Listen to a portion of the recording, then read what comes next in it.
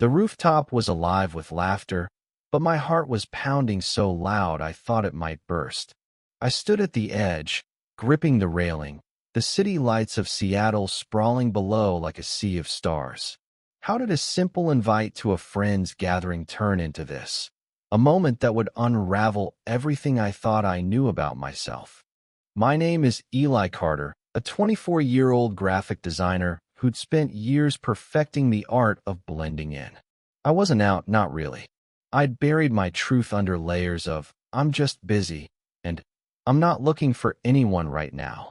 Growing up in a small town outside Boise, I'd learned early that being different wasn't safe.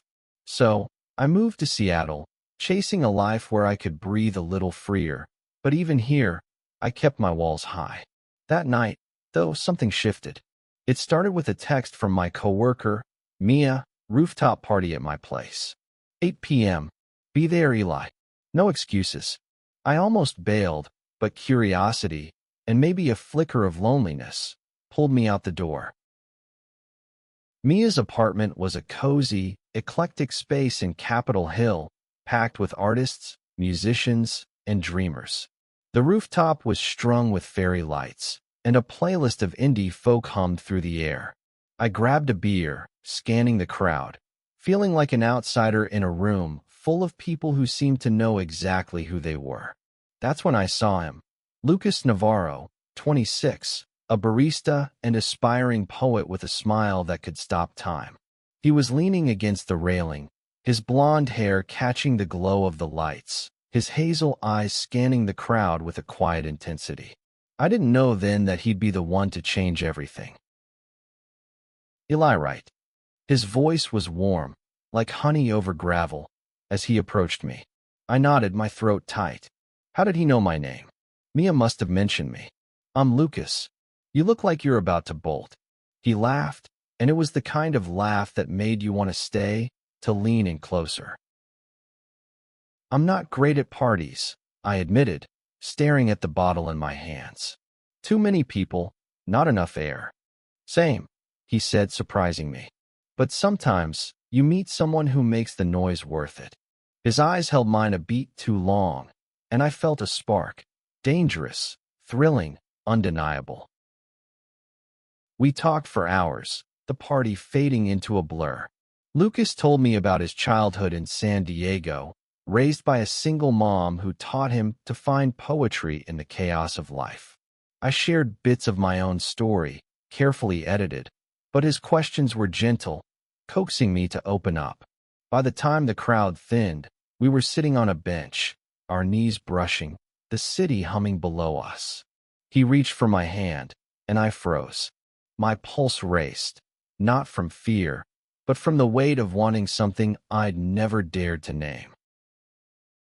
Eli, he said softly, his thumb tracing circles on my palm. What are you so afraid of? I wanted to tell him everything. How I'd spent years running from myself. How I didn't know how to be the person I felt inside. But before I could speak, Mia's voice cut through the moment, calling us back to the group for a game of truth or dare. I pulled my hand away, the warmth of his touch lingering like a promise. The game was a whirlwind of laughter and reckless challenges, but when it was Lucas's turn, he chose truth. Mia, with a mischievous grin, asked, "Who here would you kiss right now?" My heart stopped as his eyes found mine, unwavering. "Eli," he said, his voice steady but soft, like he was saying it just for me. The group erupted in cheers, but I could barely breathe. It was a dare, a challenge, a question I wasn't ready to answer. I stood, muttering an excuse about needing air, and slipped back to the railing. Lucas followed, his presence a quiet anchor. "I'm sorry if that was too much," he said, standing close enough that I could feel the heat of him. But I meant it. I turned to face him, the city lights reflecting in his eyes. "I don't know how to do this," I whispered. "I've never." He stepped closer, his hand brushing my arm. "You don't have to know. You just have to let yourself feel it."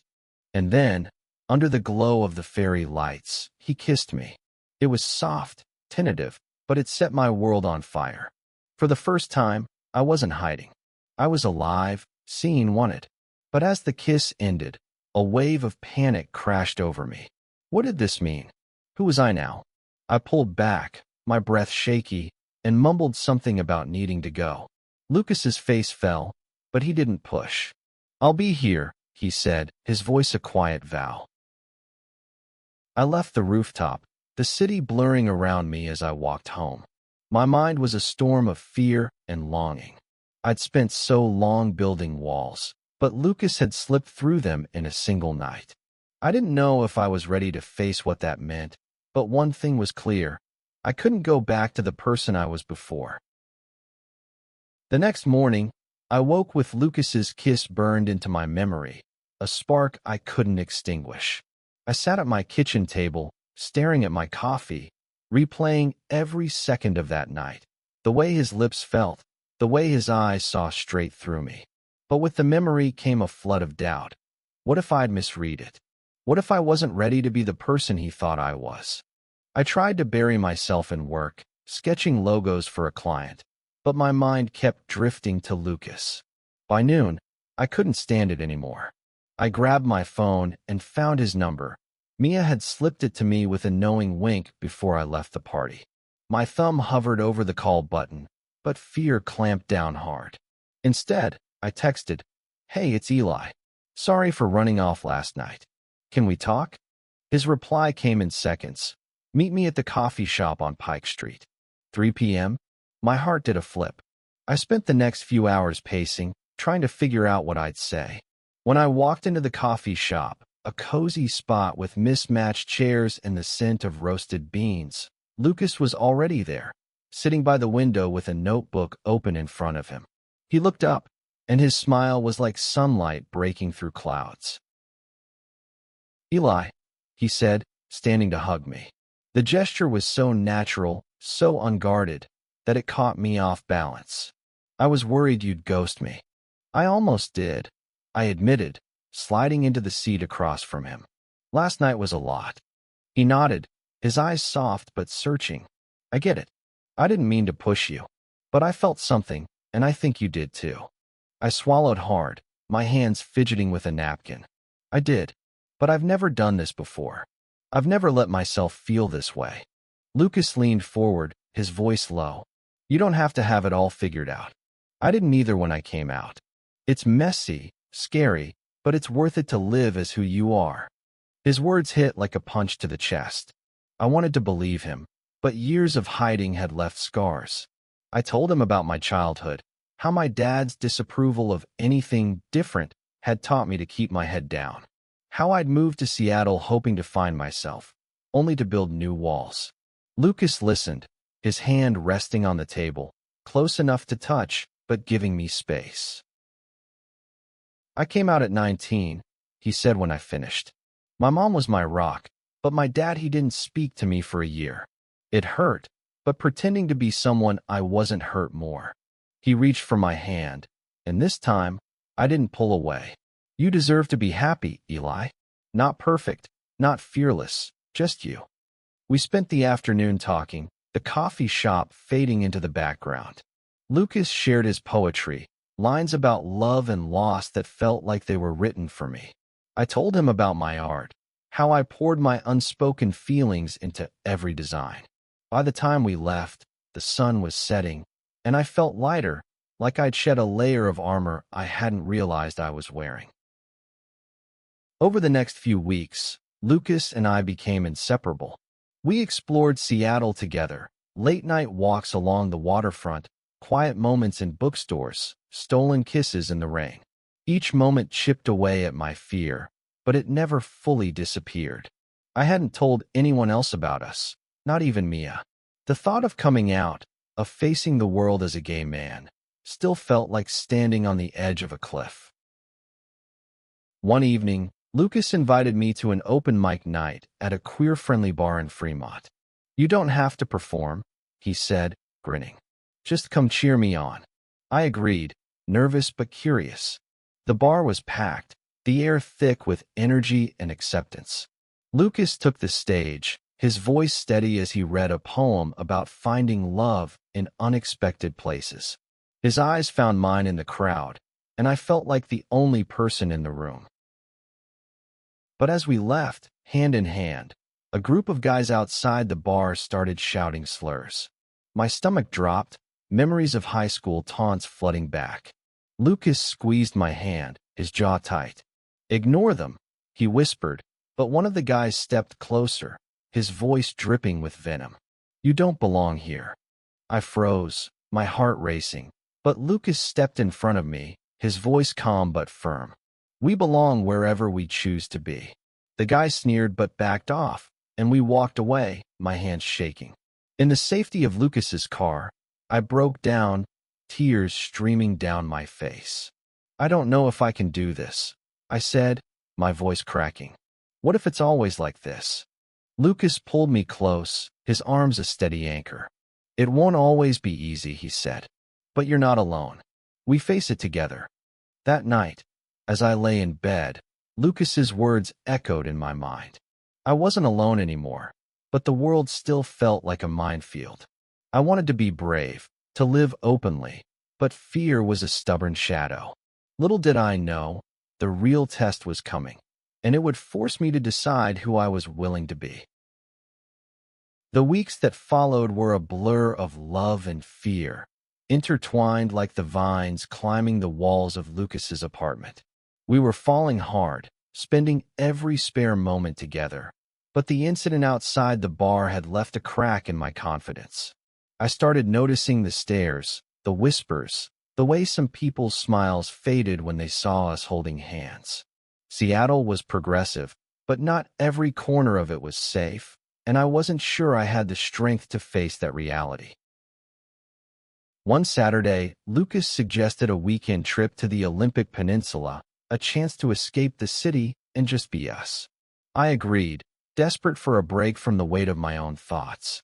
We rented a cabin near Port Angeles, surrounded by towering pines and the distant crash of the Pacific.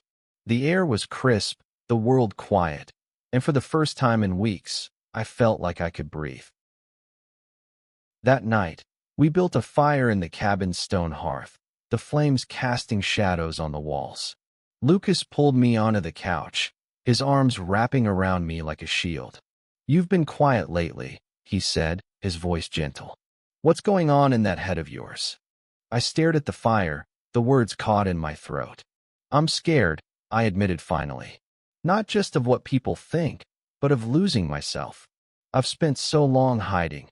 I don't know who I am without that." Lucas turned my face to his eyes fierce with conviction. "You're not losing yourself, Eli. You're finding yourself. And I'm here, every step of the way." He kissed me, and it was different this time. Deeper, more desperate, like he was trying to pour his courage into me. I clung to him, letting myself believe, just for a moment, that I could be the person he saw in me. We made love that night, the world outside fading until it was just us, two hearts beating in sync, no walls, no fear. But the real world was waiting. On our drive back to Seattle, my phone buzzed with a voicemail from my mom. Her voice was tight, hesitant. "Eli, your dad's coming to visit next week. He wants to see you. Call me back." My stomach twisted. My dad, a man of few words and rigid beliefs, hadn't visited me since I moved to Seattle. The timing felt like a cosmic joke. I didn't tell Lucas right away. Instead, I spent the week spiraling, torn between excitement and dread. When I finally told him, we were at his apartment, cooking dinner together.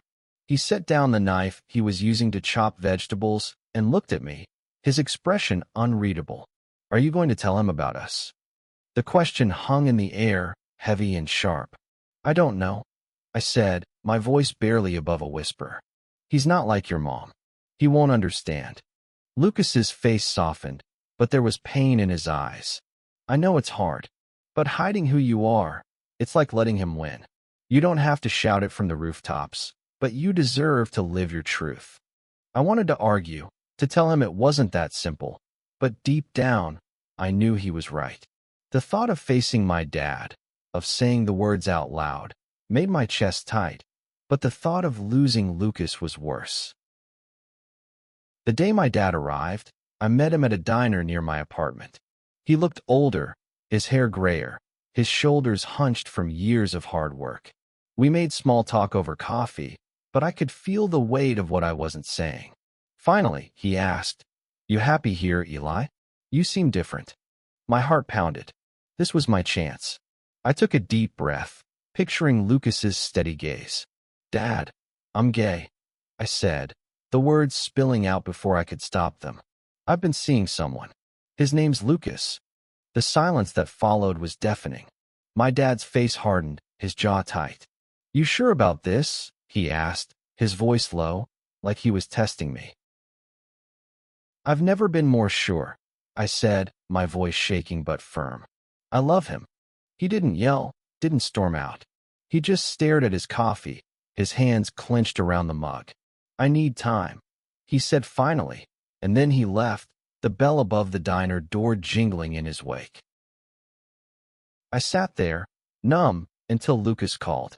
"How'd it go?" he asked, his voice full of hope and worry. I told him. I said, tears stinging my eyes. He didn't take it well.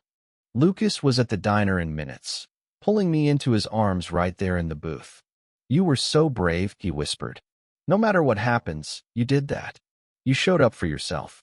But as I leaned into him, I couldn't shake the feeling that I'd just lost something I might never get back. My dad's silence was a wound, and I didn't know if it would ever heal. All I had was Lucas, and the fragile hope that being true to myself was worth the cost. The days after my dad's visit were a haze of doubt and defiance. I threw myself into my work, my art becoming a refuge where I could pour out the ache in my chest. Lucas was my anchor, his presence a reminder that I wasn't alone, but the silence from my dad gnawed at me. I kept checking my phone, hoping for a text, a call, anything to show he was trying to understand. Nothing came. One evening, Lucas suggested we go to a local LGBTQ+ community center for a support group. "It's not therapy," he said, sensing my hesitation. "Just people sharing their stories. It might help." I agreed, more for him than for me. The center was a warm, welcoming space, filled with people of all ages and backgrounds. As we sat in a circle, listening to stories of rejection, resilience, and love, I felt a knot loosen in my chest. A woman in her 40s, Amara, shared how she'd rebuilt her life after her family turned their backs on her. "You don't need everyone to accept you," she said, her voice steady. "You just need the ones who see you for who you are." Her words stayed with me, a lifeline in the storm.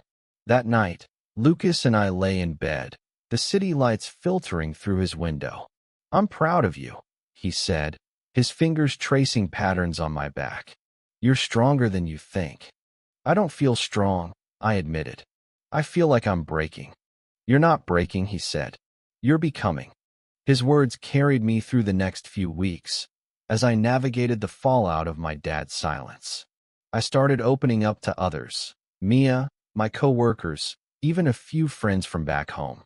Some reactions were painful, others unexpectedly warm, but each conversation felt like a step toward freedom. Then, one morning, I got a letter in the mail. It was from my dad, his handwriting shaky but unmistakable. My hands trembled as I opened it. Lucas sitting beside me for support. The letter was short, raw, honest. He wrote about his own fears, his struggle to understand, but also his love for me. "I don't get it yet," he wrote, "but I'm trying. I don't want to lose you." Tears streamed down my face as I read it aloud to Lucas. It wasn't acceptance, not fully, but it was a start, a crack in the wall we could build from. Lucas pulled me close, his own eyes shining. "This is huge, Eli," he said. "He's meeting you halfway." That night, we went back to Mia's rooftop, the place where it all began. The city sparkled below, and the fairy lights still glowed, softer now in the autumn chill. We stood at the railing, hand in hand, the weight of the past months settling into something new, hope. I looked at Lucas, his face illuminated by the city's glow, and I knew I was exactly where I was meant to be. I thought it was just a gathering, I said, my voice thick with emotion. But you changed everything. Lucas smiled, pulling me into a kiss that felt like a promise. We changed each other, he said. As we stood there, the world felt bigger, scarier, but also more beautiful than I'd ever imagined. I wasn't the same Eli who'd walked onto that rooftop months ago, afraid and unsure. I was still learning, still growing, but I was finally living as myself. And with Lucas by my side, I knew I could face whatever came next. The journey wasn't over. There would be more challenges, more moments of doubt, but I'd learned something vital. Love, in all its forms, was worth fighting for. It was worth the fear, the pain, the risk. Because in the end, it wasn't just about finding someone else. It was about finding me.